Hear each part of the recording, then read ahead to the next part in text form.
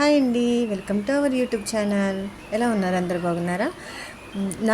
నా వీడియోస్ కనుక మీరు ఫస్ట్ టైం చూసినట్లయితే ప్లీజ్ ఒక లైక్ ఇచ్చి సబ్స్క్రైబ్ చేసుకోండి అబ్బా. ఇప్పుడు నేను షేప్ బెల్ట్ అయితే ఎలా స్టిచ్ చేయాలనేది చూపిస్తున్నానండి.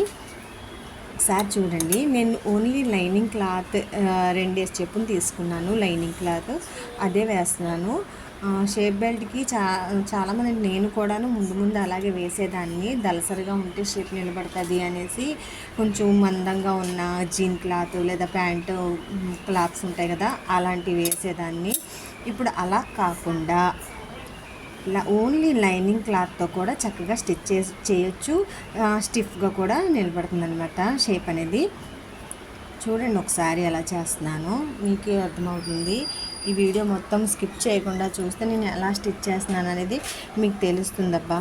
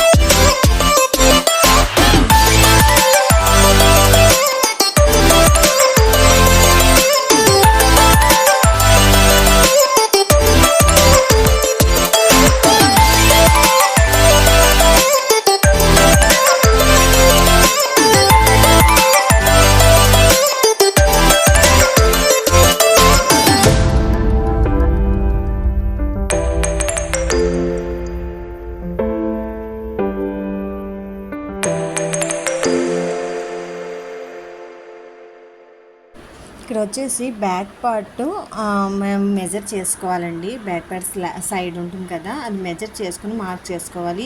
ఆది బ్లౌజ్తో ఫ్రంట్ పార్ట్ని మెజర్ చేసుకోవాలన్నమాట. చూస్తున్నారు కదా నేను ఎలా మెజర్ చేస్తున్నానో.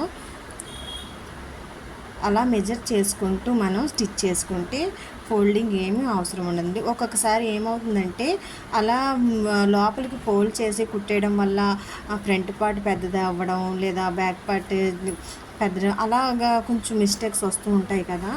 ఇలా ట్రై చేసి చూడండి. అలా మార్కింగ్ వేసుకొని ట్రై చేసి చూడండి. మీరు అనుకోవచ్చు, మీరు కట్ చేసినప్పుడే తక్కువగా కట్ చేసుకోవచ్చు కదా మెజర్ చేసుకొని అనుకోవచ్చు.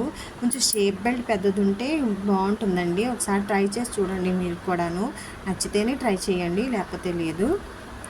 నేనైతే ప్రతి బ్లౌజ్ ఇప్పుడు ఇలాగే స్టిచ్ చేస్తున్నాను. వాళ్ళకందరికీ నచ్చుతుంది, అందుకే మీకు చూపిస్తున్నాను అనమాట.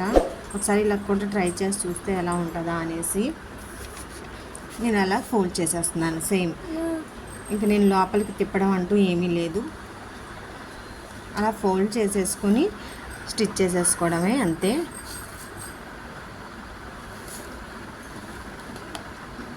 చూసారు కదా ఎంత బాగుందో, నీట్గాను. అదనమాట. సో మీకు ఈ వీడియో కనుక మీకు నచ్చినట్లయితే ఒక లైక్ ఇవ్వండి, సబ్స్క్రైబ్ చేసుకోండి. Thank for watching. Bye bye.